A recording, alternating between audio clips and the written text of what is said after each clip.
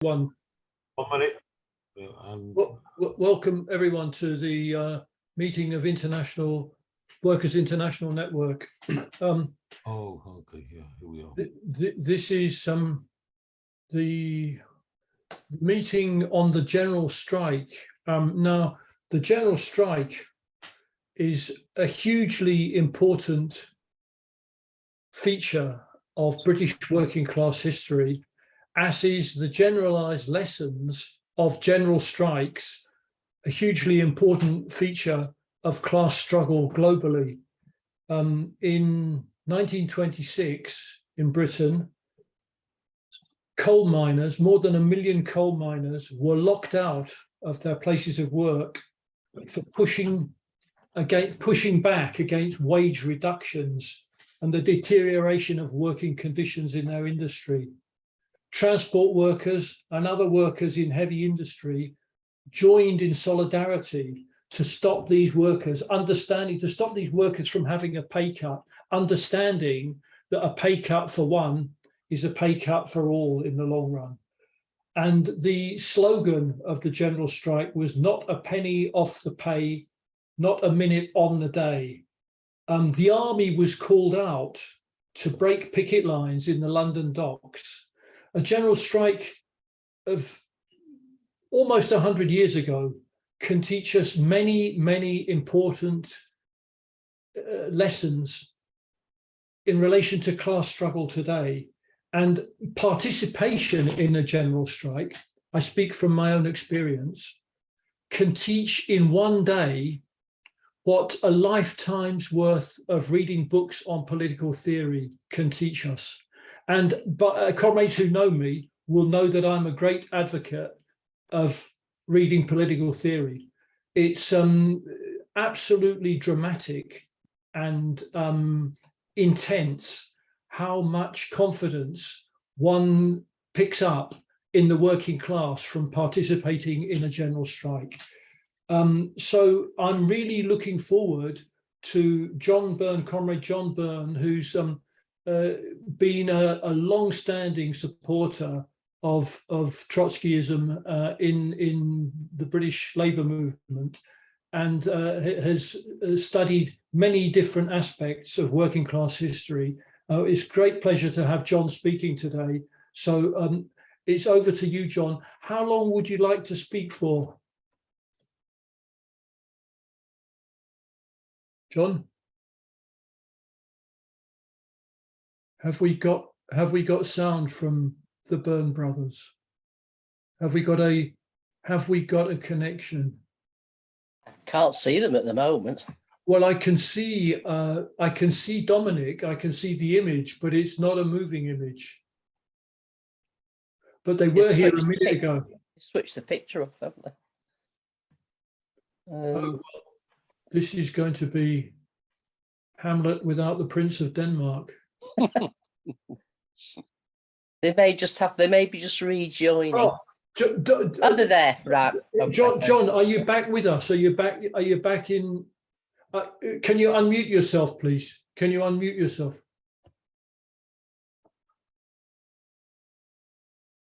Are you here, John? Yes, I'm here. Can you hear me?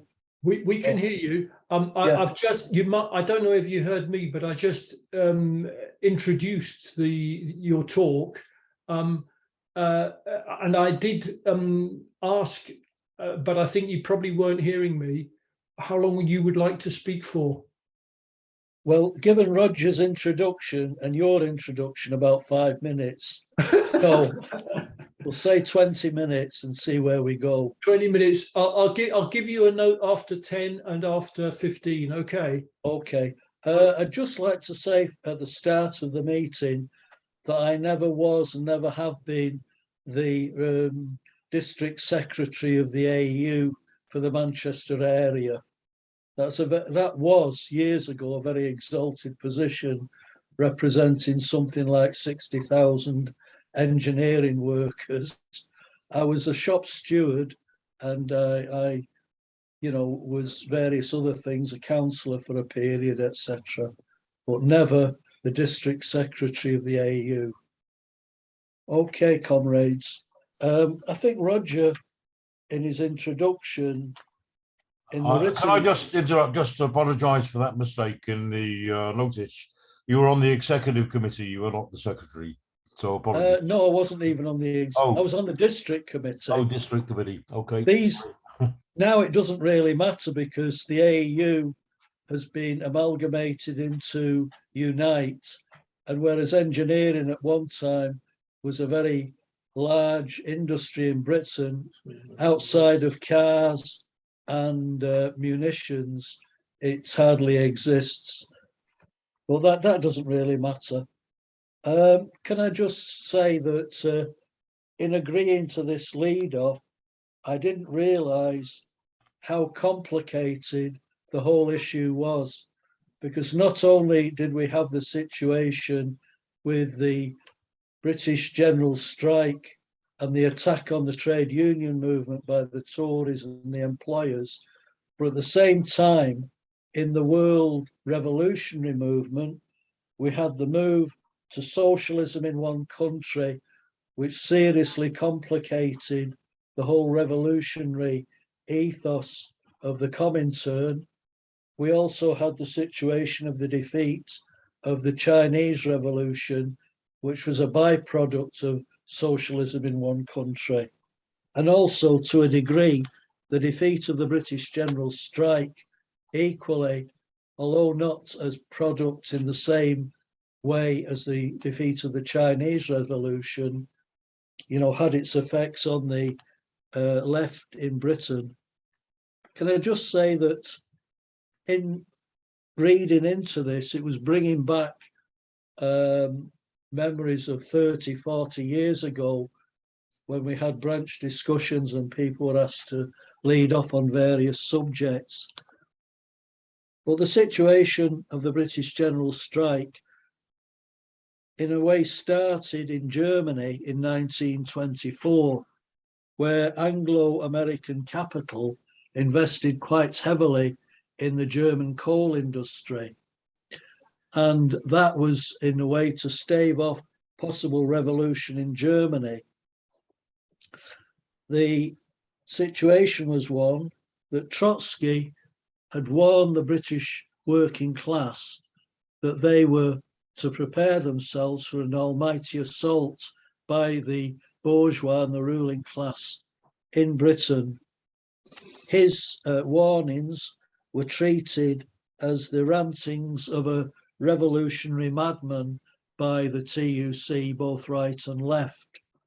However, in 1925, Baldwin, the Prime Minister of Britain, had a meeting with the miners' leaders or the miners' union, and he spelt out in July that there would be an all-out assault on wages and conditions of the British working class to maintain, if you like, Britain's position in world society. The situation then was one that the TUC threatened a general strike if there were an attack, particularly on miners' wages and conditions. The government then set up the Samuel Commission to look into the situation in the coal mining industry. And Trotsky's warnings were clearly, a reality, because it was clear from the start that the Samuel Commission had more or less made its mind up that there was going to be massive wage cuts for coal miners, extended working hours, and also the breakup of national negotiations. In this, you had the government that bought 8 months of time to prepare for the general strike. The TUC, on the other hand, had allowed itself 6 days to prepare for the general strike.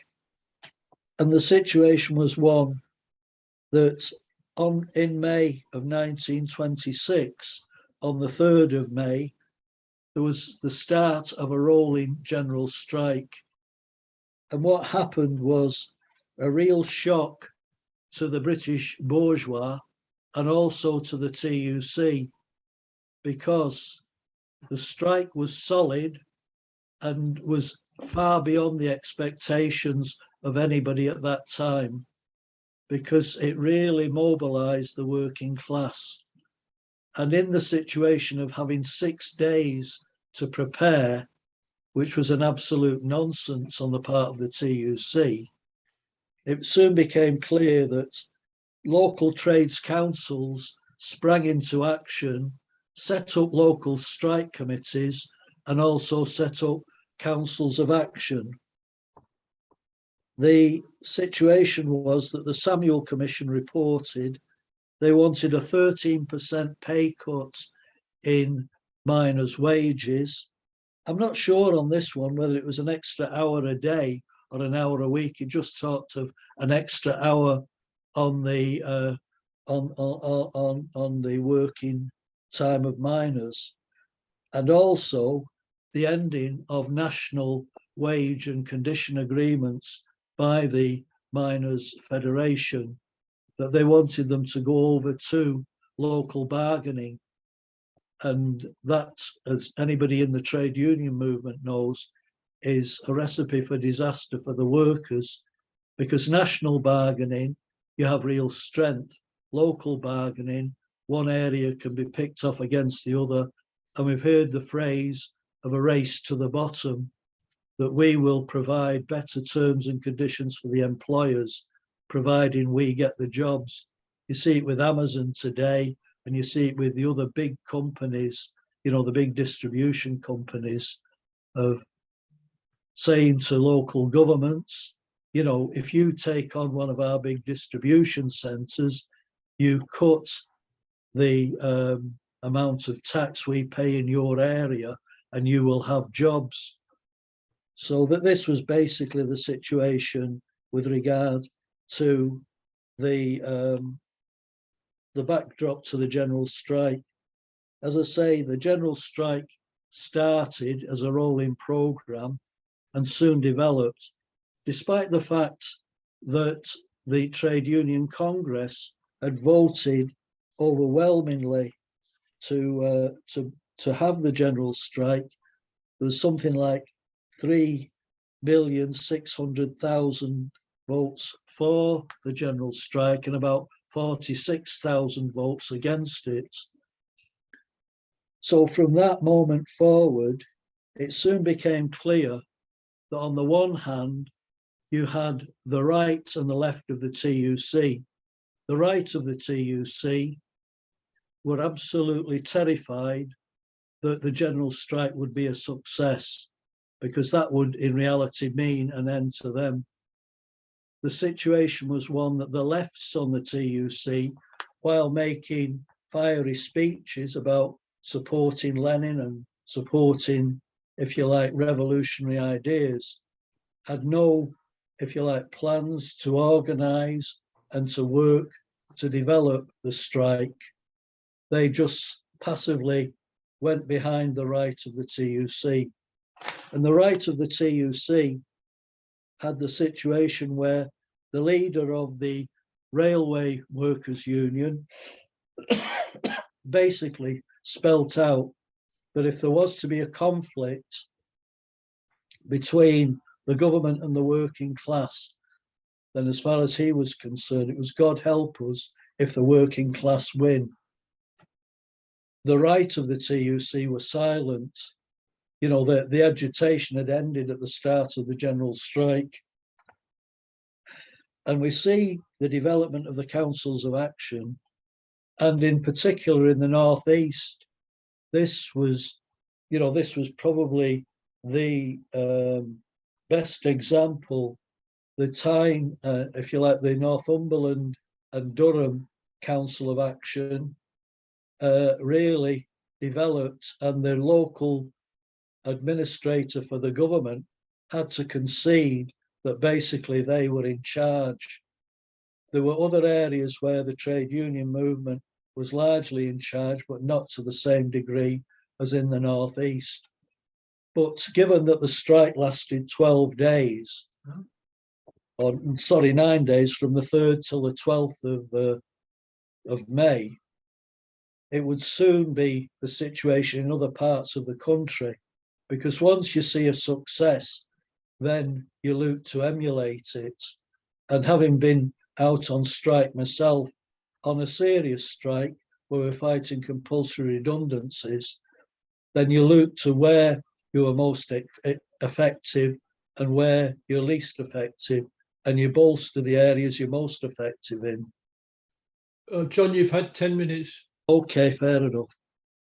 And the situation was one that one of the leaders of the TUC, a guy called Hicks, I think it was the Furniture Trades Union, the Russian Federation of Trade Unions, or the Soviet Federation of Trade Unions, had sent a donation of £1.25 million to support the strike.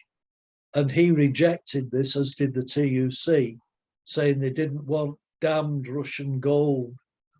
And that just about sums up, because if you're in a strike, then if you like, finances aren't the be all and end all of a strike, but they're a really important element in it, because you'll be facing all sorts of hardship, etc.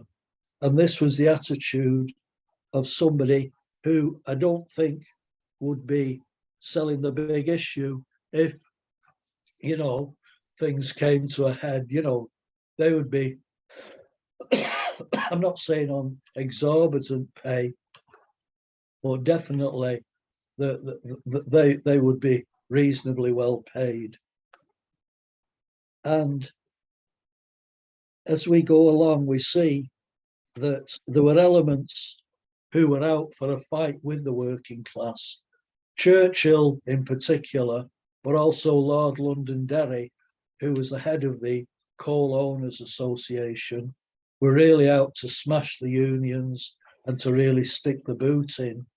On the other hand, Chamberlain, who was fairly two-faced in it, if he could have got the opportunity, he would have stuck the boot in, but he played a more conciliatory role because he knew that he had the majority of the TUC General Council itching to end the general strike at the first opportunity. And also, MacDonald, leader of the Labour Party, was totally opposed to the strike. Despite that, many Labour parties, and particularly the co-op movement, supported the strike.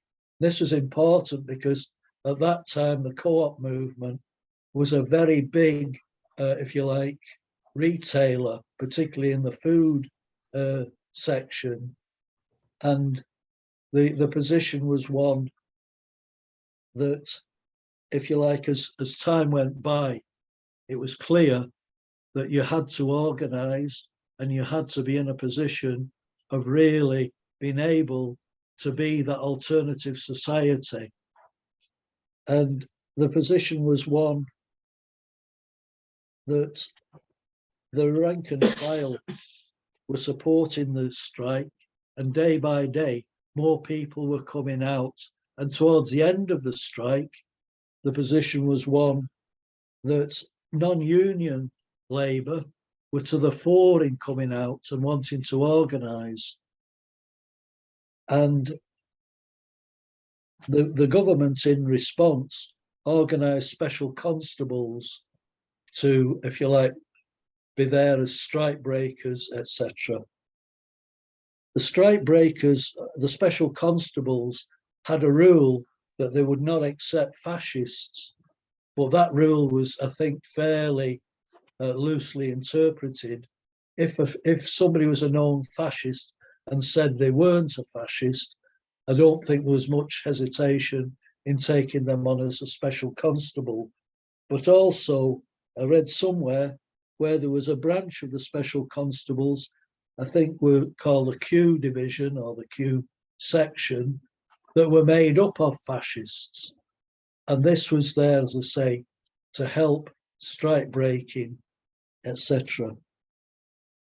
Again, in terms of the position of the ruling class, the Workers' Weekly, which was the organ of the Communist Party, was raided. Their machinery was basically disabled, so they couldn't print any bulletins or newspapers.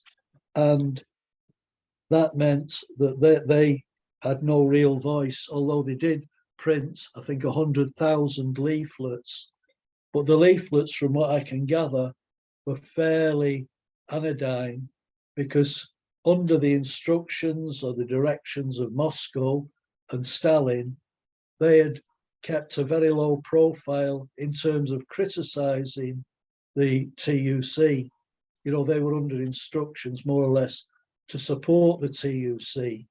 And at the same time, the TUC were moving heaven and earth to try and come to some sort of settlement with the government. You've had 15 minutes now, John. Okay, thanks. The position was one then that, having, if you like, had a fairly neutered existence, from what I can gather, the vast majority of the Communist Party as individuals supported the strike and, if you like, worked for its success. But as an organisation, the CP basically were neutered, and this was to have a very serious detrimental effect on their existence at the end of the strike.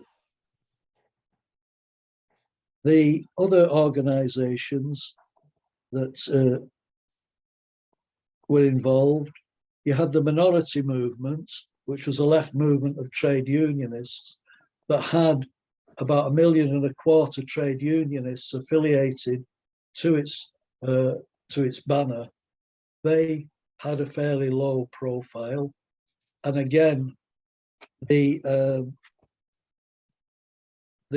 under, if you like, the directions of Moscow or Stalin, to be more accurate, there had been set up an Anglo-Russian trade union committee. This trade union committee was there to oppose war, and the only war that was possible at that time to oppose would have been an invasion of Russia. And the situation was one that, not in the period of the general strike, but after that, that the British attacked Nanking, which I think was then the capital of China. The Russian delegation to this Anglo-Russian Trade Union Committee said nothing about it for fear of upsetting the General Council. The British delegation said nothing about this attack, I think for fear of upsetting the Tories. So this Anglo-Russian thing, you know, this organisation was in fact basically neutered. The situation was one that the TUC General Council were in negotiations with the government on towards the end of the general strike, and basically capitulated. Chamberlain claimed that the agreement with the TUC was that there was no agreement. They'd not even got the concession that there should be no victimisation of strikers and that strikers should be taken back. This caused huge confusion within the movement because the movement had been growing, and each day there were more and more workers coming out. The strength of the unions that was seen by the workers and also by society in general was the strength of the TUC in their eyes, you know, the strength of the trade union movement. The position was one that the TUC called off the general strike. The general strike was called to protect the miners, and there was nothing in the at the end of the general strike that said there was protection for either the miners or any other workers. And Chamberlain broadcast that fact, that there was basically unconditional surrender by the General Council. However, because of the strength of the general strike, the local area committees, the councils of action, etc., the strike committees, negotiated locally with the employers. They negotiated from a position where there was absolute fury among the workers. They'd been betrayed by the TUC General Council, and Baldwin, fearing quite serious public disorder, actually went on the radio a couple of days later and stated that there was to be an orderly return to work and there was to be no victimisation, and that workers, were to go back on the same conditions and terms as before the general strike.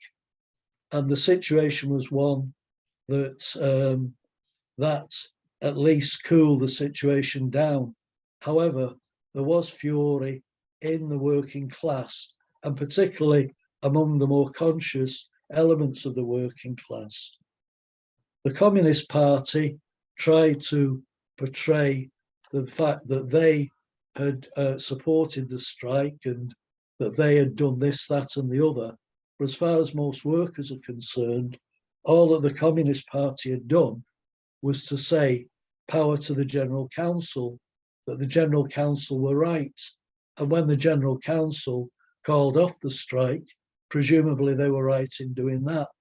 And to the workers who were involved in the strike, they were furious, because even 2 days after the general strike was over and there was these local negotiations for a return to work, there was 100,000 more people out on strike than at the height of the strike.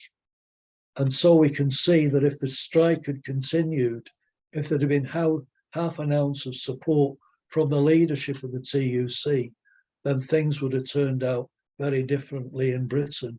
And obviously that raised the whole question of power, because power was moving into the hands of the working class in a way that it hadn't done in Britain before, not even under, the Chartists and other major movements that had existed in the past. And then the aftermath of the general strike. Trotsky had hoped that the Communist Party would have come out of the general strike in a strengthened position, that they would be the voice of the left in the labour movement. However, as we've seen under Stalin, they were neutered and they didn't do anything. So for them then to be calling the leadership of the TUC as traitors didn't cut any ice with, if you like, particularly the more active elements of the rank and file. The minority movement, which was a movement of the left of workers in Britain, basically went into, just vanished off the scenes. The Anglo-Russian Committee, the trade union committee, when it suited the TUC, they just withdrew from it because there was nothing in it for them. Stalin had hoped that this sort of diplomatic posture would have gained him support in high places, and in reality, it did not.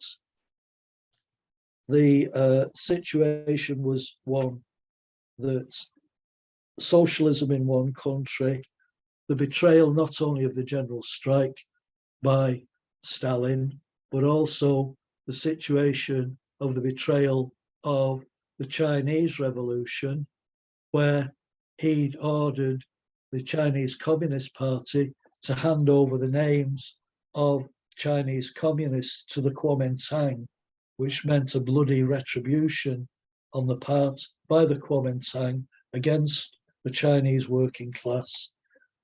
And the whole situation of the miners was one that the miners carried on their strike for another, I think it was about 6 months, till the end or near the end of 1926.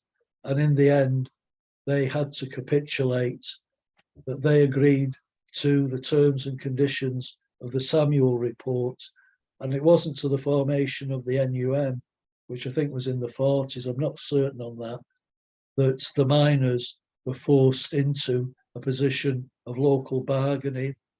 And that meant, from the coal owners' point of view, that at the start of the strike, the productivity of the average coal miner was 200 tonnes a year. By 1939, it had gone up to 300 tonnes a year. So they'd had a 50% increase in productivity. And again, the position was one that the post-war boom cut across a lot of, if you like, militancy, but they didn't cut across trade union organisation. And it wasn't then until the 70s and 80s that we got that militancy coming back again. So that's, if you like, another chapter that somebody else can lead off on. Okay. So I think I've tried to cover as much as I can, comrades. As I say, going through it, there's so much that I've missed out. It's unbelievable.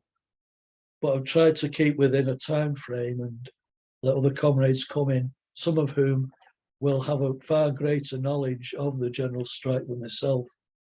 So I'll leave it at that, Ed.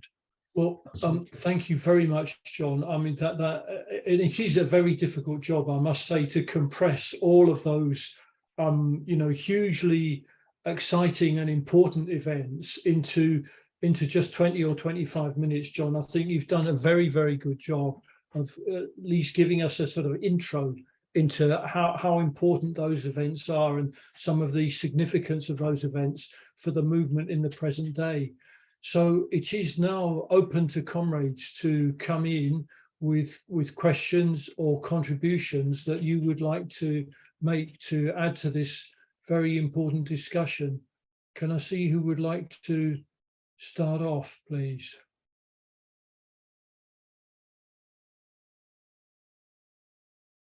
Give it a moment or two, maybe while comrades collect their thoughts. But if you possibly can raise your hand electronically if you want to speak, that's probably the best way of getting my attention. You might still get my attention if you wave your hand, but an electronic hand would be good.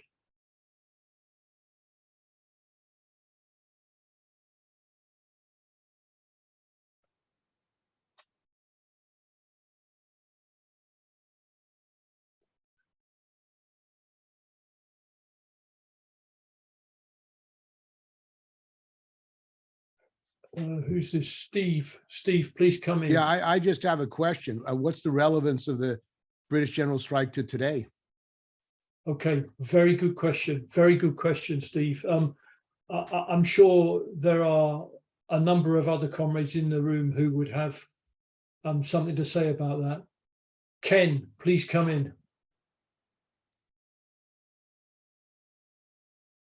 Ken, I can't hear you. Can you unmute yourself, please? Apologies. Yes, can you hear me now? Yes, I can. Thanks. Yeah, it seems to me that one of the reasons the strike wasn't successful was the absence of any significant political leadership. The Labour Party failed to do anything significant in terms of supporting the strike, and the Communist Party was in effect emasculated by Stalin and his intervention. And to pick up the previous speaker's remarks, we're in a not dissimilar situation today. We have a number of potential strikes across the country, but a Labour Party which is sort of has a leader who has forbidden his shadow cabinet from appearing on picket lines. So one of the questions must be, how do we avoid repeating the mistakes of the last general strike through an absence of political leadership and actually change things? What seems to be happening now is that there are a couple of areas where settlements have been made, reasonable settlements perhaps, but there's an opportunity here. But what we are missing is political leadership. How you fill that gap, I frankly don't know, but that seems to me the primary issue here. I'd be interested in John's reflections on that point. Thank you. Okay, thanks, Ken. Very, very good points and very good questions. Anyone else want to say anything? I think there probably is a lot to say, and comrades are perhaps just kind of processing the enormous amount of information that is, that has been laid before us before they come in. But don't hesitate, even if it's just a brief point you want to make. You can make a short point now and then come back in and say some more if there's time later.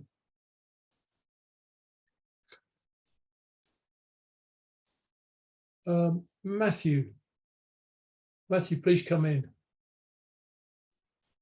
Hi, comrade. Sorry, I was just trying to work out what I should say, and there's a lot to say on this.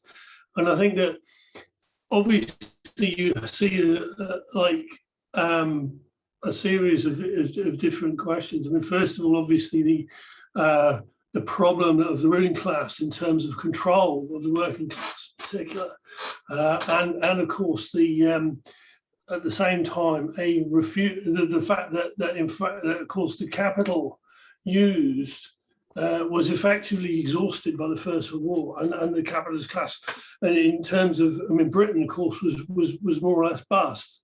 You know, so you have this issue. Okay, you know, the railways are essentially knackered, and so the government actually reforms the railways into 4 companies out of 100, and actually restructures the entire industry.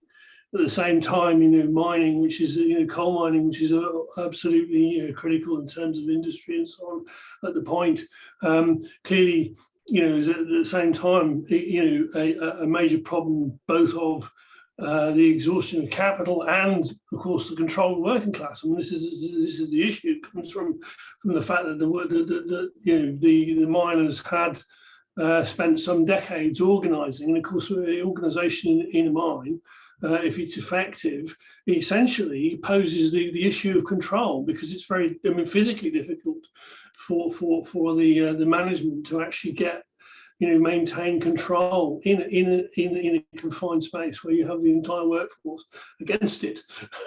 You know, and this is the question. And so you have you know, obviously the miners are then the sort of Praetorian guard of the working class, which is of course then deserted on a series of occasions. You know, Black Friday 1921, leading up to the general strike 1926, in which they left to fight for 6 months.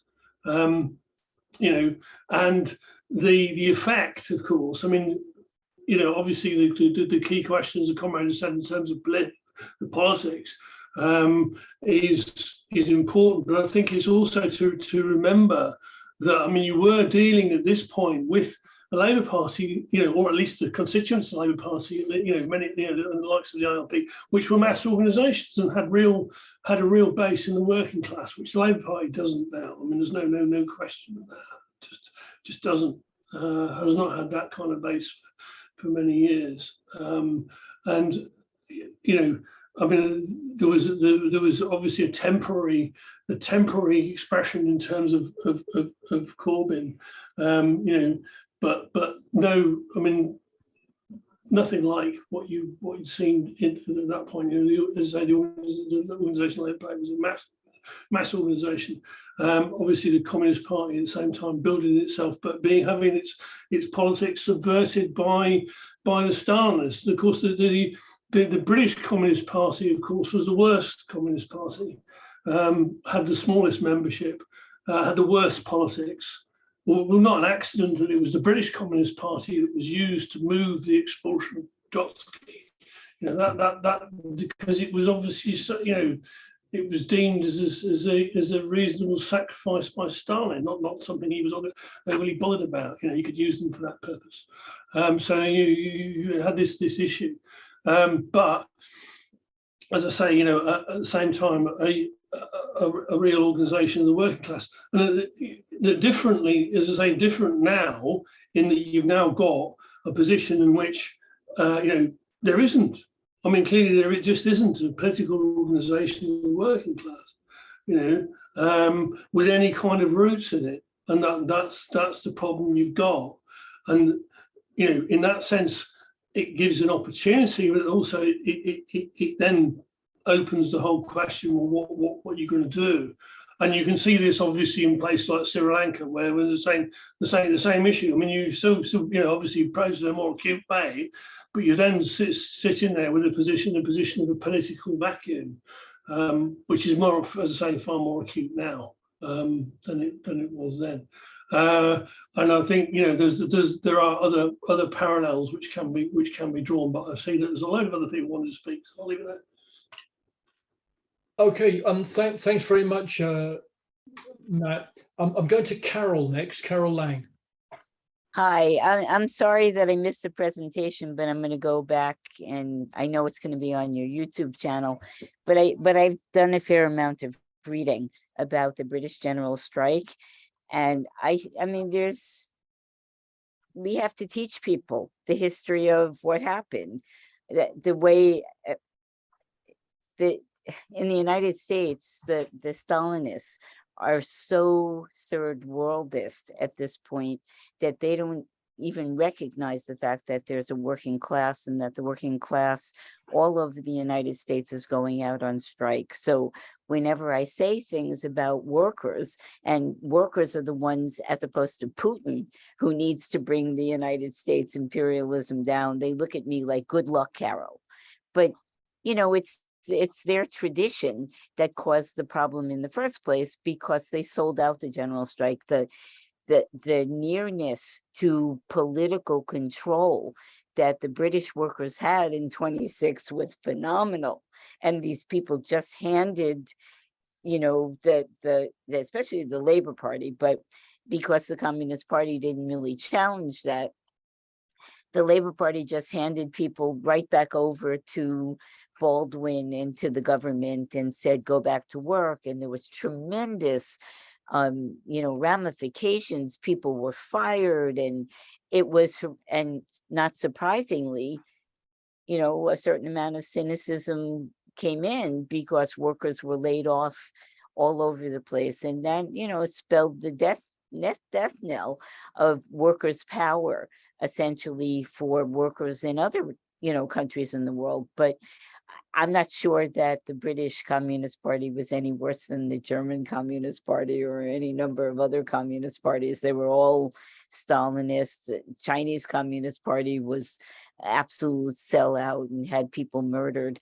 But I mean, I think we have to write and always talk about what Stalinism has done, and how it's advanced the you know, the needs of the bourgeoisie.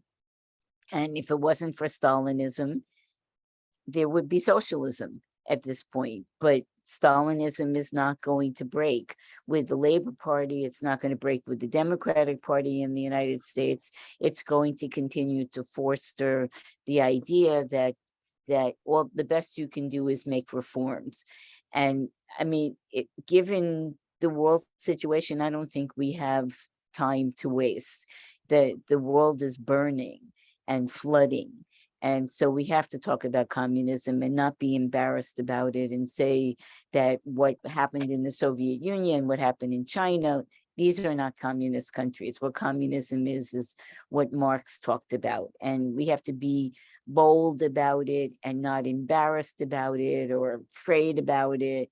We know collectively, we've all studied the history of, you know, the different movements, and we have to tell people that that's not what communism is, and that what we have to always challenge these bureaucrats who are standing in the way of advancing any struggle. When everything that's been happening in the United States, there is none of the bureaucrats have said anything about global warming, about Roe versus Wade, about the EPA, about anything. And we can't play into that. We have to absolutely say that these people are traitors to the working class, in the way that the Labour Party was a traitor to the working class in 26, and that we have to mobilize as workers and overthrow the shit, because otherwise, you know, we're doomed. Essentially, I'm not even certain that we're going to get out of this decade without burning up. So, you know, I'm glad, and I think we should have lessons of all the different Chinese Revolution, of the German Revolution, and make sure that we are not embarrassed about challenging the trade union bureaucracy, because other than that, you know, they're going to maintain control, and that means the capitalists are going to maintain control. And if we're going to save humanity, we have to overthrow the system. Thank you very much, Carol. Going to Nick now, Nick Davies. One more, I'm not muted, never mind. Okay. Well, I just wanted to ask a question, really, and that's basically why it's about trade union leadership. It seems to me that trade union leadership in the general strike, generally speaking, seems to be more afraid of its members than it was basically of taking on the government and capitalists. And that's really not something that has changed today. It's still seems to be a situation in very many unions. You have right-wing leaders and right-wing bureaucrats. And I want to work out what is it we can learn from that we can do to get rid of this bureaucracy that they got in these organisations, so we can actually use them to actually affect change. Okay, thank you. Now we're going to Graham Bash. Well, comrades, I've been at a number of Zoom meetings lately where there's been endless calls for general strikes. And I think we've got to try and work out how we respond to that. And the first thing to do, I think, is to see what is behind this so-called summer of discontent. I mean, obviously, I suppose like 100 years ago, it's in part defensive. The cost of living crisis, massive inflation, people trying to, a massive rise in energy bills, and people trying to find economic trade union solutions to what is a really grievous problem. But I think it's possibly more than that as well.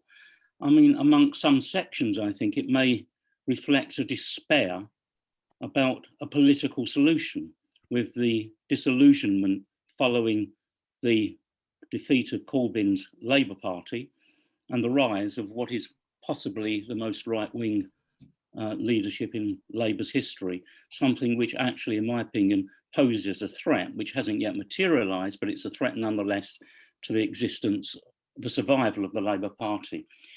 But what is our attitude when people start just calling for general strikes? Because it sounds very, very radical. But I think firstly, we've got to look at the state of the trade union movement, which is just emerging from decades of invisibility and defeat following the miners' strike. I mean, let's have no illusions about it. Trade unionism or trade unionists have perhaps got half the strength it did 2 generations ago. And for us to ignore that would be foolish. And the key lesson of the general strike, I think, is this, that I think it was said in the written introduction from one of the miners' leaders, when confronted, I think perhaps it was a few years before the general strike, when one of the cabinet ministers said to him, well, you win, and then you have to assume the functions of the state. Because what is actually arising, what the question of the general strike poses, is the question of power itself. And it's no good calling for general strikes as if that in itself is a panacea. I mean, it poses fundamental questions actually of state power. And it means political solutions, Labour governments or whatever governments, which actually have to solve that crisis. And unless we can begin to answer those questions, then I think our main job is not just to join in the call for general strikes, which are, again, very enthusiastic and understandable, often from despair, but to explain what a general strike actually means in practice and what it poses. So, I mean, I liked what Mick Lynch said to Tolpuddle. He said, well, the Labour Party for the moment has vacated the field. Our job is in the trade union movement is to plant the flag of trade unionism in the communities, and through that strengthen our communities, which we must develop. And we're miles away from successfully doing that. We're at the first stage, in my opinion, of reorganizing. Through that, we can begin to find political solutions through the Labour Party, if we may, outside if we must.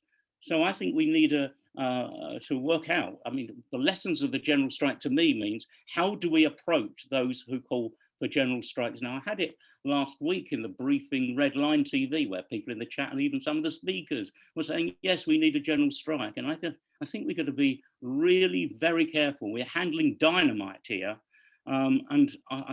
This is not a defeatist position at all, but it is saying to recognize the position we're in and to recognize the political tasks that will be posed if we ever got anywhere near a general strike.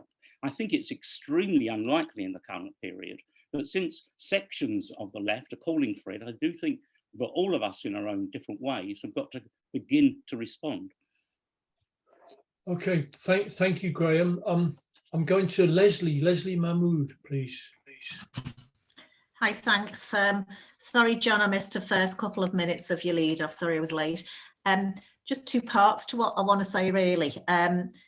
First of all, just in terms of historical, there was a massive spin-off in the, particularly in the mining communities, but not exclusively, of the mobilisation of working class women, and that led later to really strengthening battles for social movements, and I'll explain that in a minute. But the miners' wives, the Women's Cooperative Guild, and the more radical end of the Labour Party, people like Ellen Wilkinson, organised massive solidarity during the strike, and they were raising something like £2,000 a day.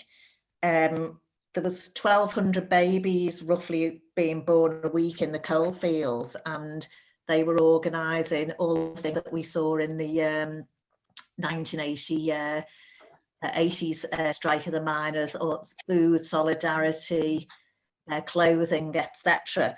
But also then that, and obviously it was in support of the miners winning, and then in support of making sure that the miners' communities didn't actually starve. There was an international element to that as well. Ellen Wilkinson went on a tour of the United States to raise awareness and to raise funds. With the defeat of the strike, that led on to the increase, because of the poverty and hardship, that then led on to increase in demands for, although they'd been present before, demands for contraception, sexual health, women's health, and what eventually became the drive towards establishing the NHS after the Second World War. So through strikes that can take place today, we've seen that there's a whole link as well to social movements. Obviously, women's rights are not just under threat in the United States. They've been under threat in Europe, Poland, Hungary, now in the UK. It's interesting that women's reproductive rights have been removed from the Tories' version of so-called human rights. And obviously migrant rights, Black Lives Matter, etc., can all be linked to the idea, the hope, if you like, that class war is, can actually, succeed. And obviously at the moment we've got the national disputes like the RMT and ASLEF, but just in Liverpool, and I'm sure this is repeated, we've got a load of local disputes as well. The Arriva buses are on indefinite strike. Stagecoach has just struck and won their dispute. The PCS are looking at action over the local job centre, the closure of a local job centre in Toxteth, which, as we know, is one of the poorest areas in the country. There's also a renewal of trade unionism on the docks. I note the Mike Cardin book that Steve's put in the chat. That's a younger generation where trade unionism's been re-established. There's a possibility that they'll come out on strike. And obviously we've got firefighters, teachers, possibly nurses and doctors in the pipeline for action.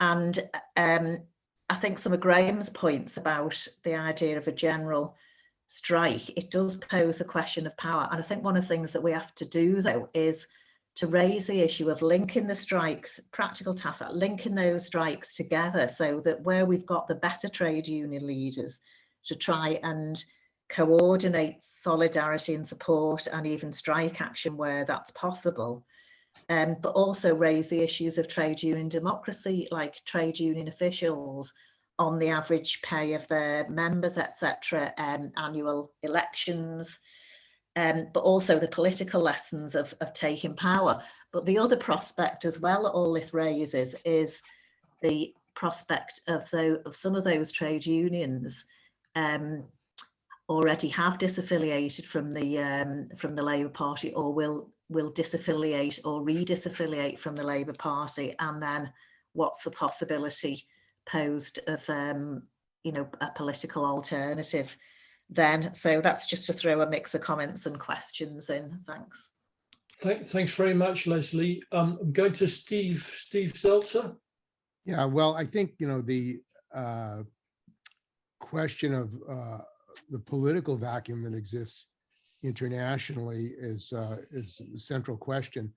At that time, you had the Communist International, which had been basically destroyed by Stalin. But today, there is no Communist International, really. The working class is divided up. And one positive thing, very different from the British general strike, is what we're on now, the internet.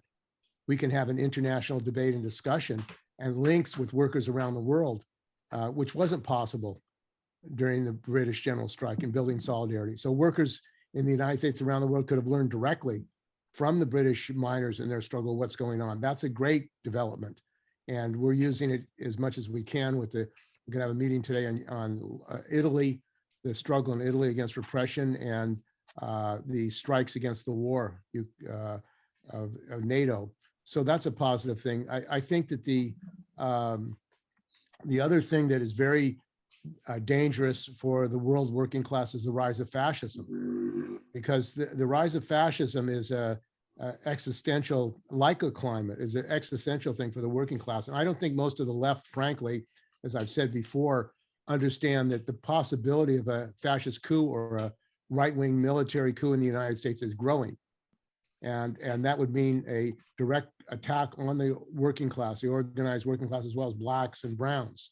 And even despite that, there's no understanding of the need for a united front of the working class against fascism. And I think that's a great danger. The sectarianism dominates the left. The left groups that call themselves Trotskyists have internationals, but they don't link up directly. They don't work with other groups. There's no conception, frankly, of what a united front is and the need for a united front in this dangerous period for the world working class. So that's another lesson today of Britain and what it means today in the issues facing the working class. That being said, I mean, I think in the United States, there is a tremendous growing movement of young workers, young people to organize unions. And there was this labor notes conference, 4,000 young activist trade unionists who want to organize, want to fight the bosses. But their direction of that politically was to the DSA, Bernie Sanders, and the Democratic parties, as if the Democratic Party can solve these the class struggle by getting capital pro-reformists elected. But despite that, I think that the working class is beginning to rise up in the United States, and there are going to be national strikes. The UPS Teamsters may be going on strike next year. And I think that there's a development of, there's a potential of a political development, because the working class in the United States is angry at both the Democrats and Republicans. And so the possibility of a Labor Party or a Workers' Party development is growing in the United States. And the trade union bureaucracy is aware of that. And at the AFL-CIO convention, they forbid even a resolution on the issue of fighting fascism, on the issue of a general strike against a coup.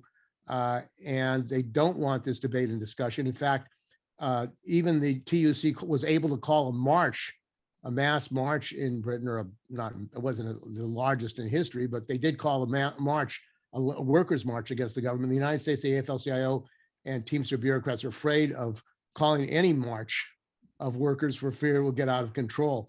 And they have reason to believe that that's the case, because the class hatred is growing in the working class.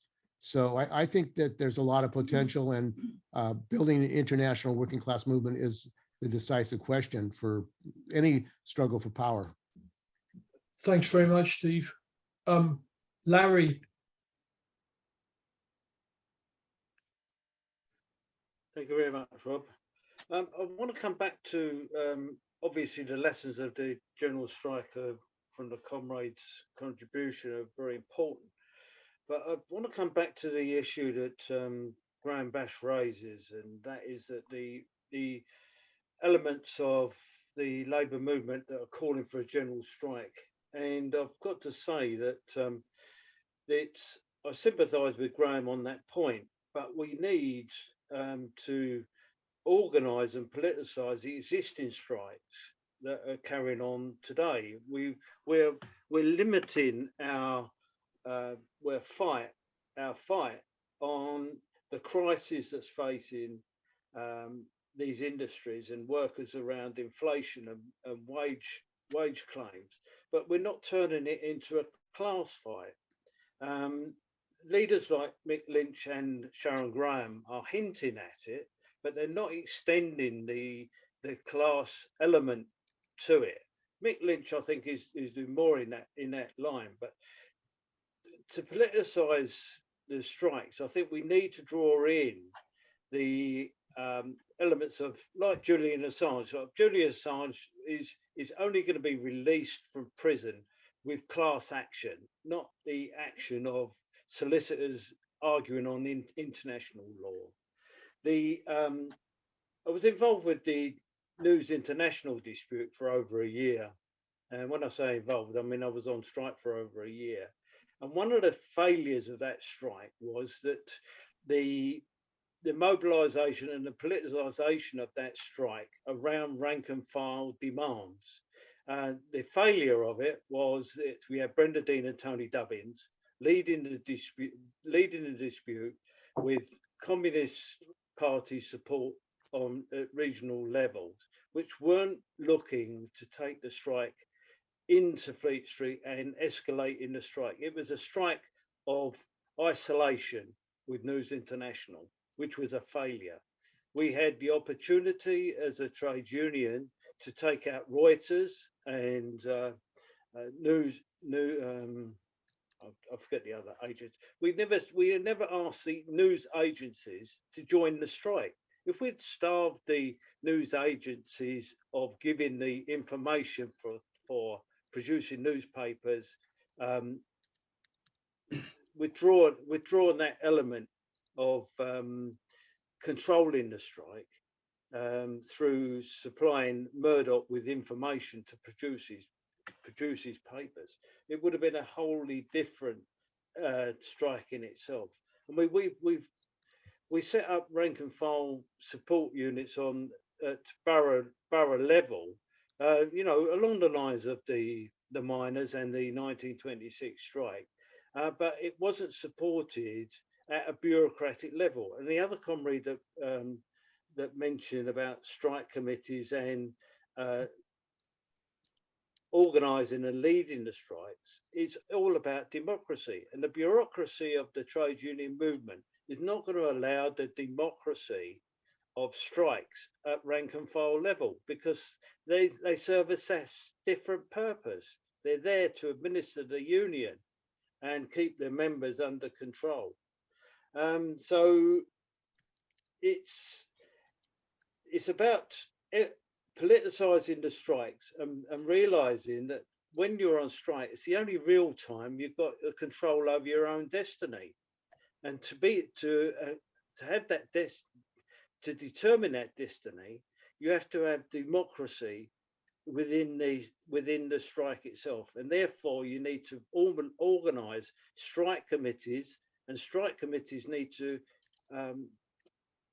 liaise with other strikers in other industries if we're ever going to get to a foundation stone that leads to the possibility, and we're far from a general strike, but unless we build at rank and file level of into industries and into union joint action, we're never going to achieve it. Thank you very much, Rob. Thank you, Larry. We've got lots of hands up now, which is very good. There is time for everybody. I'm going to David Hempson next. Comrades, thanks very much, John, for a really interesting lead-off, which had many concrete facts, including the production of coal over time and other concrete facts, which showed the depth of the defeat, a horrific defeat, actually, for the British working class. And, you know, when we call for general strikes or we consider general strikes, you know, we have to realize that, you know, it's possible to succeed. It's also possible to lose. And we have to know exactly what we're fighting for and who's in control of the whole operation, as I think Graham and our last speaker have raised. Graham also was marvelous contribution in linking what was in the past and, you know, what's in the present and how we look at the question of strikes. Just one additional point I'd raise is that in South Africa, we had many British workers who were active trade unionists coming to South Africa because they were blacklisted. They were unable to be employed at all in Britain. And so we had Jimmy Bolton, a furniture worker, who came and formed trade unions in South Africa in the furniture industry and the garment industry, because he literally couldn't get a job in York or anywhere else where he lived. So it was a horrific defeat, because Jimmy Bolton was hardly a radical, but anyone who was a staunch trade unionist was you know, put on the blacklist. And maybe we need to, I don't know, it'd be interesting to have some reflection on that. The point I'd like to make is that we need to think strategy when we raise the question of general strikes. In South Africa, I think we've had 5 or 6 general strikes in the last 3 years, but most of them no one remembers because they were, I don't want to use the word frivolous, or maybe I should. In other words, the union leaders have called general strikes to score a point here or there against the government or within the labor movement to show ascendancy of one group of leaders or the other. And sometimes they've been absolute flops. You know, in fact, we would never be known to oppose a general strike call, but, you know, confidentially, we would be talking to people who are making this, you know, are we able to mobilize, you know, what is it, 1,000 here, 10,000, 100,000, millions? We should be organizing millions when it comes to general strikes. So we have to calibrate our calls, our strategy to the concrete situation, understand that very carefully. Now, the catastrophe of the 1926 strike is that the whole strike leadership was, you know, in the hands of trade union leaders who were actually in collaboration with one way or the other with a capitalist class or with its representatives. Absolutely phenomenal defeat in that sense, because it seemed that after the general strike, none of these leaders were actually removed. It seems the same layer was there, so it actually only consolidated the, you know, the problem. Or at least let me raise that as a question. So what I think, you know, the lesson is that we need to respond sympathetically to the question of general strikes in South Africa and Britain and even possibly in America in the future. But we need to also think of maybe rolling mass action, actions which don't put all our cards on the table at once, which are prepared to struggle at one industry level or another, to be able to paralyze industry at points of production. And we've seen now in the supply chain management of capitalism that it's extremely difficult for them to intervene at certain points. And there's power among dockers, among railway workers, among transport workers in general. And that power needs to be used carefully or brought in carefully so that we can consolidate around that and lead to rolling mass action, which isn't a do or die effect, which we can win or lose, but also, let's say, guerrilla engagements, so that we can win a point or here or there and actually build on that, build a mass trade unionism, because we're still fragments and little pieces, and then face the bourgeois with consolidated strength. Thanks. Thanks, David. I'm going now to Jimmy Kelly. Jimmy, are you there? I wanted to take up a point following on from Leslie's comments earlier in relation to the role of the bureaucracy and the need for democratic control of the unions. And I want to illustrate it. About 40 years ago, I was at a union meeting in Dublin. And as a young militant, we worked with a number of other comrades on trying to bring program of reform to the union, as well as the agitational demands of the membership. And one of the things that we proposed is a simple enough thing that the officials would be based, the rate of pay would be based on a relative scale to that of our peers.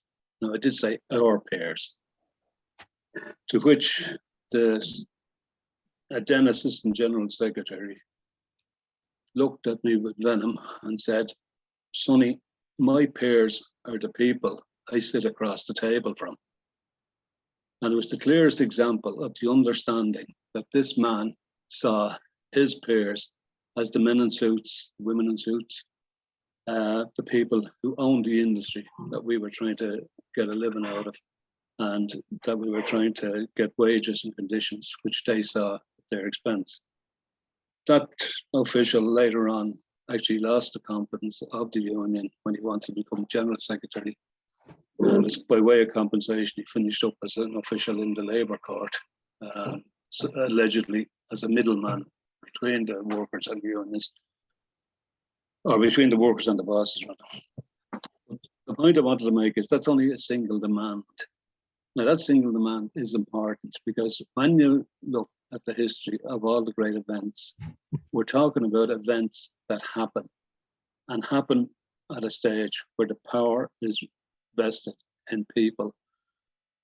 In the earlier days, it may very well have been people who have come through trades or through professions or through industries and have been elected to the leadership on the basis of work done. Today, it's almost certainly that the vast majority of people who rise to the top in unions are professional careerists. They're people who come from colleges, sometimes, as in Ireland, college run by the church, that grooms and breeds people. The capitalists even have their own private colleges as well, and the state colleges are nearly all controlled. They are, no nearly, they are all controlled with a philosophy based on the inalienable right of profit. So if you're looking at a situation where confrontation, particularly mass confrontation, is planned, if you're waiting till you get to the barricades and take up these demands for reform, for control, for accountability and leadership, it's already too late. That's when the power has to come back to the membership if it's got to be successful, because the leadership becomes just another layer in the barricades to be overcome, rather than those that would take down the barricades to move the workers forward. The point that I wanted to make is that it's too late at that stage to have expectations of the leaders. And therefore, what we as people who have a conscious understanding of the lessons of the past, and this discussion is really important because there's so many events like it that have been written out of the history of the movement. The bosses don't want to record it other than passing comments, sometimes patronizing, generally hostile and generally indifferent. And we've got to learn the lessons. But what we also have to do as activists is we have to take it forward that we've got to bring a program to the unions themselves, to the activists in the unions, to the general membership, a program of the democratic control of the union. Now, it's all molecular work. Most of us here are all men, no women. But there's not much more physically we're going to contribute. But we have a responsibility to leave a legacy behind and leave a program behind that the future generations and the younger generations can take up. And what we should be doing is laying out the idea that each activist that we come across or influence gets an invitation or advice to take up the rules, the regulations within their own individual union, to look at them from the point of view of reform, to work out a program for reform and accountability and control within that individual union. And by that, since the likes of the leaderships, the national leadership and international leaderships generally rise out of bureaucracies anyway, if you have any hope to influence at the top, it's got to start at the bottom. It's got to start with the ones, the twos, and really that's what I wanted to say. The work starts at the bottom and starts now. Thanks very much. Thank you. I'm going to Roger now. Roger Silverman. Okay. Well, I think it's been a very good discussion on a very crucial topic for the day. Now, obviously, nobody here is suggesting that we just loosely and flippantly or frivolously toss around slogans like "let's all go on a general strike." Nobody suggested that, and it's an Aunt Sally, if you like, which doesn't need to be knocked down. But what we do have to say is that there's enormous movement and groundswell building up, with one after another section of the working class coming into action and forced into action because they simply literally cannot survive on the wages that they're getting. So it's not a question of playing with slogans, it's a question of actually looking for practical solutions and offering some way forward in which to resist the attacks of the capitalist class. Now, it's quite correct, and that's the reason why that quote was put in the notice that was sent out prior to the meeting. That very, very good quote, which comes not from 1926, but from, I think, 1921, a previous standoff, when a union bureaucrat just absolutely pinpointed exactly the issue when he said that Lloyd George, I think, was it Lloyd George, I think, had said, listen, do you realize if you call a general strike, then you'll win. There's nothing we can do if the workers don't perform their duties, then the power is in your hands. Have you considered what that means? Are you ready for power? Or words to that effect. And as he said, from that moment on, I knew we had lost.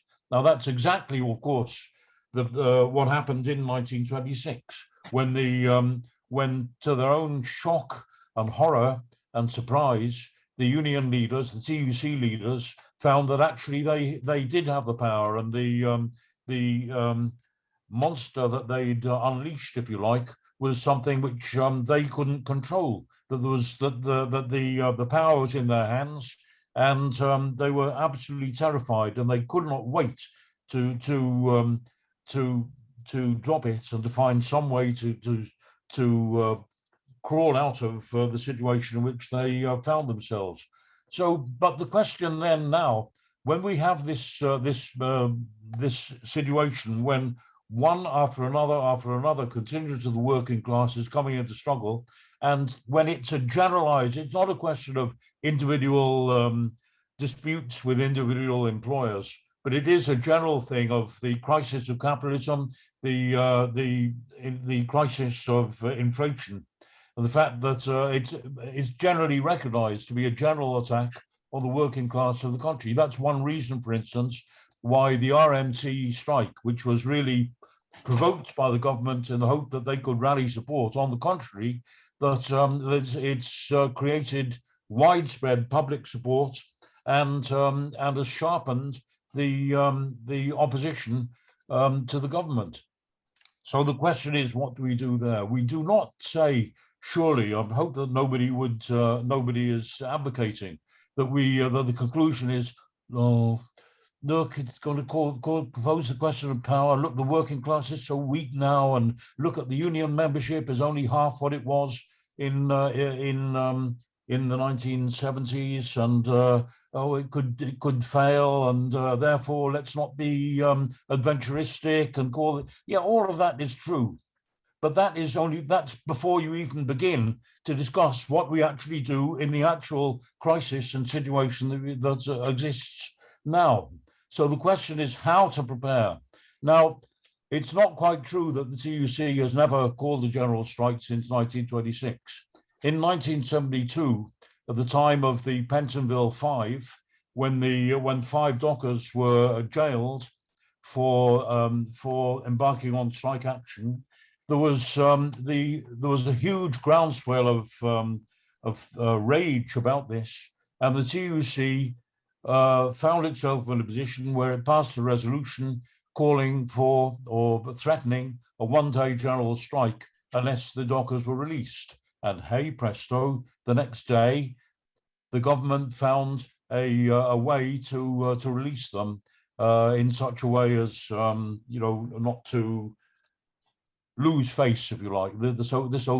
If comrades remember or know about it, they found some obscure bureaucrat called the official solicitor who was able to represent them and to get the government off the hook. And now a one-day general strike, I think that is the call that we should be making at the present time. As you say, just a call for a general strike without preparation, without explanation, without any kind of perspective of how and where and on what terms it would be called off and so on, that would be irresponsible. But I think the correct thing to do, you see, when you say the general strike poses the question of power, that's exactly why we should be posing that question and raising that question now, because to help to politicize the struggle and to make people realize that it is a question of which class is in power. And therefore, I think to call for a one-day general strike would be a very, very brilliant way, because we're not, we can influence, well, dozens of people in meetings like this, maybe hundreds of people, maybe even thousands of people at a rally, but we can't influence tens of millions of people and change their ideas simply by talking. But the fact, the action, the practice of the example of a one-day general strike, which could really pose the question so sharply and so unmistakably to millions of people, that is something which I think would transform the situation and the outlook. And that's a slogan that I think we should be putting forward and advocating and preparing for. Now, Roger, you've spoken for about 5 minutes. Okay, one last thing then. I mean, just a point that I made before, but it's one thing to say, oh look, the workers, we've lost so much support since the 70s and so on. For one thing, the trade union movement is a lot stronger than it was in 1926.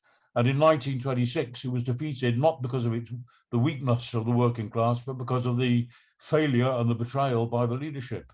So that's one thing to please, let's keep that in mind and keep a fair balance and proportion on that. But the other thing also is, in any case, look at the kind of people that were on the side of the government and opposing and even strike breaking in 1926. It was students, it was youth, it was teachers, it was lecturers, it was doctors. All of those are overwhelmingly now on the side of the working class and opposed to the Tories. We've mentioned this many times before. The biggest strikes recently been strikes of teachers, of hospital doctors, of university lecturers and so on, people who would have been quite on the opposite side of the barricades, if you like, in 1926. And also at the other end of the spectrum, fast food workers, Uber drivers, Amazon workers, delivery drivers, etc., etc. So I think that, well, I think that those are some of the issues that we need to bear in mind in order to get a balanced attitude to the situation today. Thank you, Roger. I'm sorry to have to cut you short. I know you've always got very good points to make. The Byrne brothers have their hands up. Is this Dominic wanting to come in? Because John, I'm hoping at the end of the discussion, you're going to have a good 10 minutes to kind of wind things up and respond to people's points and questions. Is this Dominic wanting to come in? I think John said he needs about an hour and a half to sum up. Well, I can sympathise with that, absolutely. But never mind. This is a challenge to your intellectual skills of summarising and condensing. At the moment, is it Dominic who wants to come in? Yes. Come on then, Dominic. The floor is yours. It's just a couple of points. I think Steve raised the question, what are the lessons of the general strike? And I think one of the major lessons is that you're not just fighting the capitalists, you're fighting the leadership of the trade union and labour movement. And I think it's a question of how you tackle that now. And one of the things I think we've got to be raising is we've got to be putting demands on the leadership at local and national level for action on issues affecting the working class, but put them in a positive way that we expect them to do it, because it's so if you like, staring you in the face that these are the issues to come. I don't think we want a carping attitude about the leadership and a cynical approach developing among activists. We've got to put a positive approach, and that they're there, like Jimmy was saying, about putting it over that this bureaucrat told him that, you know, he was on a par with the people opposite him. Well, so was I. I was a shop steward. I was negotiating with the management about the factory conditions and factory wages. Do I expect the same wages in? The parity was the shop stewards and the workers, not the bosses. If he wants to be a boss, he should get out of the trade union movement. And that's the sort of thing we've got to pose to these people. And the whole question of the things we used to raise about full-time officials, they should be on this wage of the workers they represent. They should be democratically elected, and they should be democratically responsible. You know, the rank and file and the stewards and the rest of the organisation should have the ability to censure officials and call for them to be dismissed and all that. But I think that is something that we've got to raise. But I think the whole thing is that going into any dispute, you've got to keep one eye on the trade union leaders. And I think, like Roger was talking about Pentonville, well, my view at the time, I think, was the TUC had called the general strike to stop a general strike, because the whole pressure of the movement around Pentonville was you had a rolling general strike developing. It was spreading north from London and got to the Midlands and so on. So, I mean, that's the situation you've got there. So, it's a bit bitty, this. I've sort of lost my thread. But basically, I think that the other thing is that we've got to remember, in the winter of discontent, which is now considered by the Labour leadership as a defeat, it was a capitulation, but the trade union membership went up to 13 million in that period. People were joining trade unions because they were doing something. And it's right to say that strikes are reactive, but they're reactive against the conditions workers are on and wanting better conditions. And in a sense, that's what a revolution is. They want a new dawn. So I think when it comes to Roger's suggestion, which I sort of thought about, this question of a one-day general strike, I think the real merit of it is drawing the class together, making people aware that it is the working class and not just separate groups of professionals or labourers or anybody else, that we're all in the same boat, and drawing them together and raising the question of what sort of organisation is leading us. You'll have a fight with the TUC leadership, and that'll be good, because they won't want anything like that. And I think it's opportune as well. It's a question of building, and what we've got to be aware of is in the 70s and 80s, trade union officials and TUCs called general strikes not as something to, and they called them again and again to take the heat out of the situation and to weaken the struggle. We've got to look at it that it's got to be a positive structure and not general strike month after month, but fighting on a basis and how you build. I'll leave it at that. Thank you, Dominic. Just to sort of underline and affirm something Dominic said, my experience as a unison shop steward is that to really build the union in your own section of the workplace, it's necessary to sometimes be seen by your co-workers as prepared to fight the union bureaucracy as well as fight the employers, because the union bureaucracy are seen to be too close to the employers. And if you make that position clear, then workers do identify more with the role of the shop steward, and you can bring them into the union. I want to ask now, Leslie Mahmood, your hand has been up for quite some time. Is it because you would like to say something more in this discussion? Because if you do, there is time. No, sorry, I left it up by mistake. But okay. Just one thing that I would, just one very brief thing I would say that I forgot to say at the end of that, is that compared to the 1920s, that, you know, there's a massive number of women, as well as the other changes that Roger and other people have spoken about. There's a massive number of women in trade unions, and again, women have been hit by austerity, they're getting hit by inflation, they're getting hit by worse health, you know, as part of the class, but you know, even more so in many cases. So again, you've got a whole battalion there potentially if they're, you know, if they're mobilised for success, you know, following all the points that comrades have made. Great, thank you, Leslie. I'm glad you did come in again. Now, Matthew, you have your hand up, and I think that's gone up for a second time. So I take it, yeah. Yeah, no, I agree with Leslie. Actually, I think there's probably a majority of the trade union movement now are women. I mean, by probably quite a significant number, you know, because of the nature of the bulk of the unions are still the public sector, and just the way the unions are organised, that's the case. Unfortunately, you know, it doesn't reflect, you know, in terms of the bureaucracy or the organisation of the unions, but I think that's no question that's the case. I think there's a whole series of points that comrades have made which have been really very useful. You know, I think the first thing is obviously what we're seeing is a situation where, you know, again, you know, as in the famous point of Rosa Luxemburg, you know, the working class have been forced to fight, you know, has no choice, because actually, of course, it's being ground down. I mean, by both, of course, by you know, inflation, energy prices, as we've seen, you know, this ridiculous war in Ukraine, you know, and the fact that, you know, energy is going to be 3 times the cost of what it was last year. Coming this winter, it's going to be 3 times as much, and it's just, you know, people just won't be able to pay.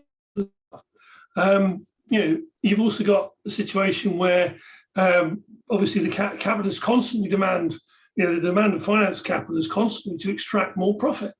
You know, so even if you've got, like, you know, companies that are making huge profits, in many cases they are, and the question is they're constantly being under pressure to squeeze out more. So, you know, that's also the case. So what we're seeing is a whole series of work has been forced into action. And I mean, the thing is, it's now very significant. You know, we're not, I mean, it's not minor, we're seeing a whole series of national strikes going on. And we're seeing this also in the States, you know, where whole battalions of workers we haven't seen it move into action for decades are being forced into action. You know, in these things. I mean, you know, obviously what happens in the US is of greater significance than anywhere else, because I mean, that, you know, that is the US working class, you know, like it or not, has the front rank in confronting the imperial hegemon. So I mean, what it does is more important than any other working class. And so, you know, we should always watch it and always support it in those terms. But in terms of what's happening here, obviously we're seeing a whole series of national disputes which are coming out, and more coming, you know, more coming. All of these things will happen, you know, because obviously you've got you know, the whole of the public sector now is being said, well, you can have no more than 5%, you know, and they're not going to fund that 5%. So effectively what they're saying is 5% plus more cuts, you know. You know, so there will be a whole series of more disputes. The thing is, what you're getting is a combination of a few factors. One, of course, is this terrible disease of sectionalism, which has always existed in Britain. Unfortunately, the working class in Britain actually has not really, in most cases, behaved like a class. It's behaved, you know, there's this sectionally organised thing. You know, you've got 3 bloody unions in the railway. What do you need 3 unions in the railway for? I mean, it's just, you know, what does it do? I mean, other than providing advantage to the management, you know, and you can go through all this, you know, things are coming out in bits and pieces.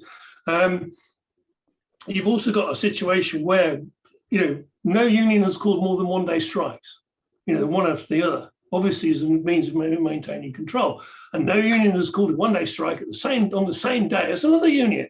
I think apart from one. I think there's one RMT and TSSA, one railways dispute, which involves 2 unions. However, nothing breaking out. So this is an effort to try and maintain this control, and that goes through the whole thing. The point being, of course, obviously, as comrades have said, in terms of what was happening in the 60s and 70s and through into the 80s, of course, is what you did have was the mass shop stewards movement, which was in conflict with the union bureaucracies as much as the management, possibly more so. you know, and the union bureaucracy was desperate to stamp it out, and they did.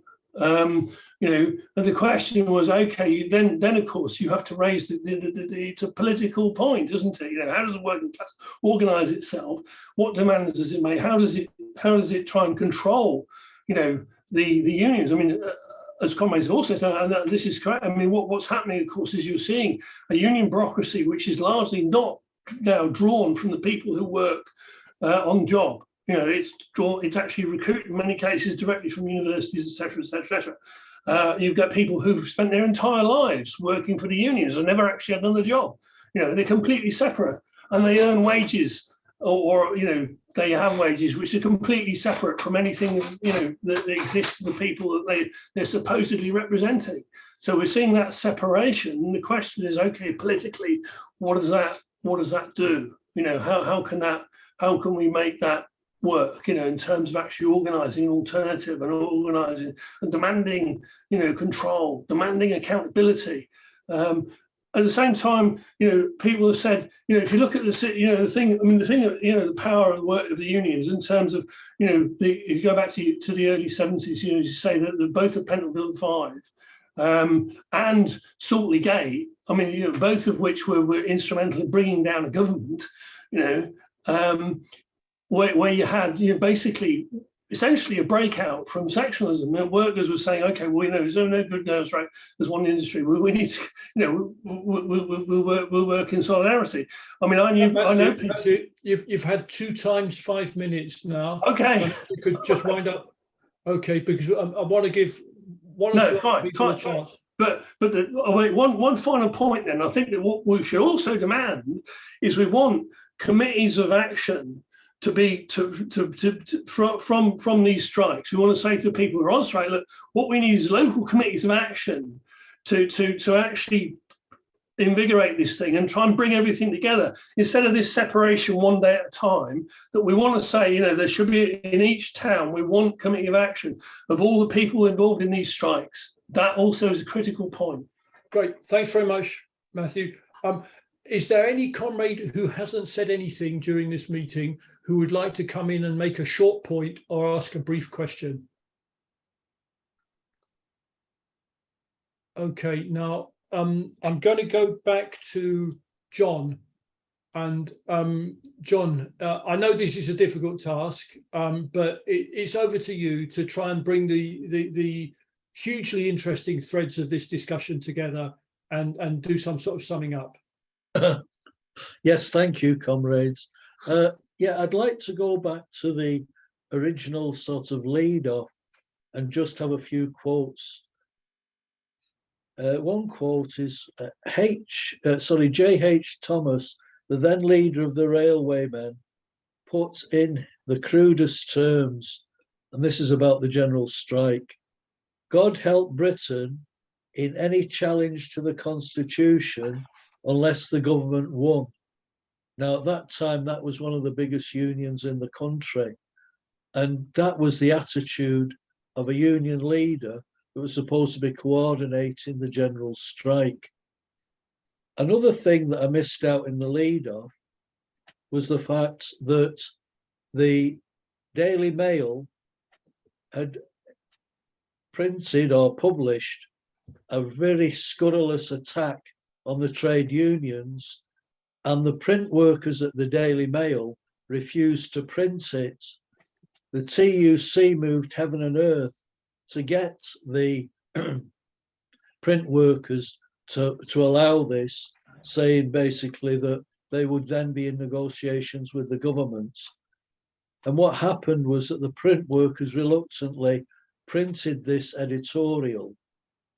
The TUC then went round to 10 Downing Street, where they were told that Baldwin had gone to bed and was not to be disturbed. And that was the contempt that Baldwin and the ruling class had towards the trade union movement. And as far as I'm concerned, you've got the same sort of situation today. We've got a situation where in Britain, the Tory leaders are arguing about tax cuts, or the two that want to be Prime Minister, but they don't spell it out that they're talking about corporation tax cuts, i.e. for the very wealthy. Now, what relevance has the general strike got today in Britain? I think as far as I'm concerned, it has this relevance, that it was a major clash between the classes. At the moment, we have a wholesale discontent in the working class. A lot of that is, if you like, geared to strike action, and the positions one, that the working class have to realise that they've got to be as coordinated as they can in that strike action. The position's one that I would say that it's the job of the strike leaders or the leaders of the unions to, what I would call, get a generalised strike, i.e. coordinate. If there are strikes planned in different sections, to coordinate them so that they coincide, and then to have not just the strike action, but to organise demonstrations so that the workers can march through the various towns and cities where the strikes are taking place to really publicise it. I think in a way, we've got away from the fact that in the past, in the 70s in particular, there were demonstrations. And as a member of the AEU, our demonstrations we looked at quite carefully, and we used to have one-day strikes, and it was decided that one-day strikes were a waste of time because they were a demonstration of our strike action, but in reality nothing really happened. So what we did from the district committee of the union, we decided to have half-day general strikes, and this was on the in place of strife or whatever, you know, that the particular legislation was, the industrial relations courts, etc. And what they did in the various factories was to get buses to bring the people at the end of their half-day work down to the centre of the town and then have a demonstration. So those demonstrations had literally tens of thousands in some cases, but definitely thousands marching through, in my case, the centre of Manchester. And again, as far as Saltley and other, if you like, issues were concerned, it was engineering workers that came out in solidarity. As far as the Pentonville 5 were concerned, everybody was ready to go out on strike, you know, definitely in the places I worked and the workers that I knew.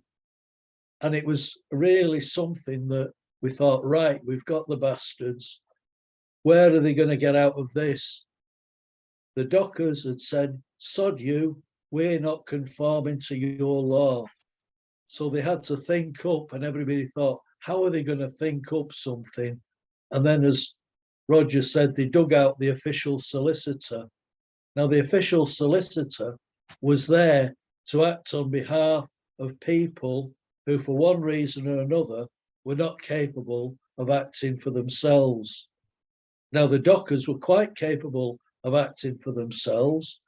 They'd been found guilty on a breach of a law, and they've said, well, we've no time for this law, we hold it in contempt.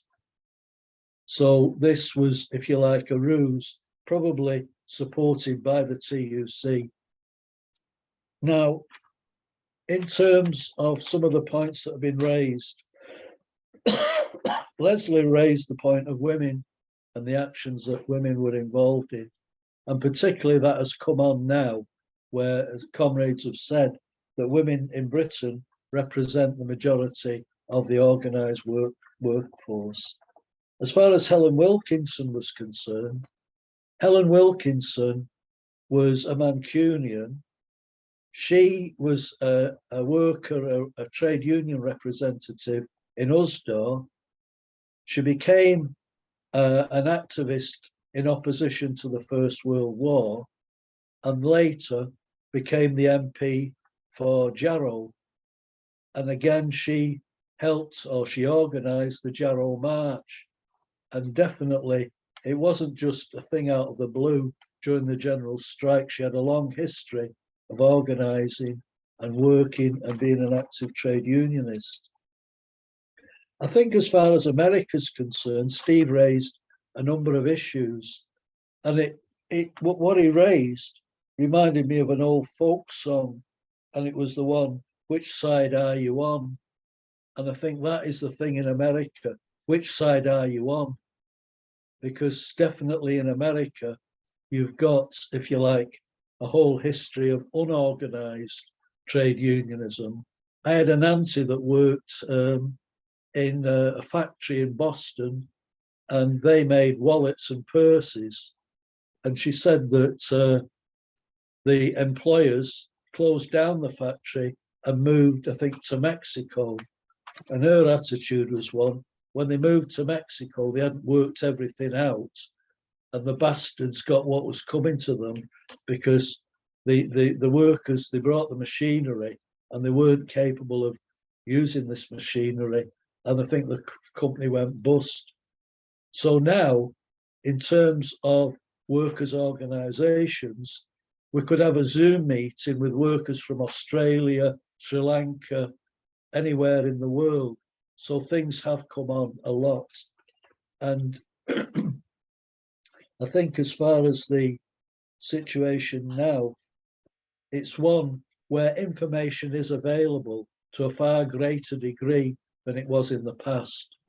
And also the people who are organising the information, as has been said, are in many cases overwhelmingly on the side of the working class. They're not particularly on the side of Amazon or Google or other big tech companies that are making billions and seem to some of them spend the time going into space on rockets, etc., where half the world is starving. As far as fascism in America is concerned, my biggest worry is that Trump or somebody very much like him will win the next election, because while I don't think it would usher in fascism, it definitely would usher in extreme reaction. And again, where that would lead, God alone knows. And I think, as far as I think I've said, the idea of strikes, and there's many of them, I think is to coordinate those strikes, have generalized strikes to say, right, we're coming out on this particular day, that the whole of the movement that is involved in disputes with their employers coordinate their action, because that then shows that it's not one union like the RMT or whatever other union it might be. And again, the appeal to the, what I'd call the, not the unofficial, but the casualized sections of the working class that are moving into trade union organisation to pull them together. And I think the idea of a one-day general strike is definitely something that should be seriously looked at. The question of a general strike is the question of power. Nobody can get away from that. There's been examples up and down the history of Britain and other countries where, you know, the challenge has been thrown back. The one I remember was when Harold Wilson went to the Bank of England, or to whatever banking group it might have been, who were saying to the government, we will not stand for this piece of legislation. I forget which one it was. And Harold Wilson said, well, I can go to Parliament in the morning, say that you're not cooperating with the laws of the land, and we'll see where we are then. And the bankers turned round to him and said, in the meantime, we will organise a run on the pound and you'll be up Carey Street. And I think there are countless examples where the working class or the labour movement has had the position of moving forward, only to be confronted by the employers and the bourgeois and told, well, you've got to take power. And it's been the timidity of the leadership of the movement that has prevented the working class taking power. I think the general strike of 1926 clearly showed where the working class were. The fact that 2 days after the end of the strike, there was 100,000 more workers out on strike, I think clearly demonstrated, you know, the will to fight and the will to organise, you know, by the working class. I'm sorry for not taking up all the time, but as I say, it was like trying to prepare for this was like three-dimensional chess. Everything you thought of, you had to go back and see where it fitted in chronologically and God knows what. So I hope nobody's going to ask me to do another lead off. Well, okay, thanks, comrades. John, can I say, I think we most certainly will be asking you to do another lead off, because on a very difficult topic, you've made it very accessible and very interesting and managed to condense a lot of ideas. So really very well done. And thank you for your contributions at the beginning and the end of what's been a brilliant discussion. I'm going to go over to Roger now, who's going to talk about next week, I think, and plans for going over August. Roger. Yes, well, first of all, in August, we're taking a short break. I think all of us need a bit of a rest, a bit of recuperation.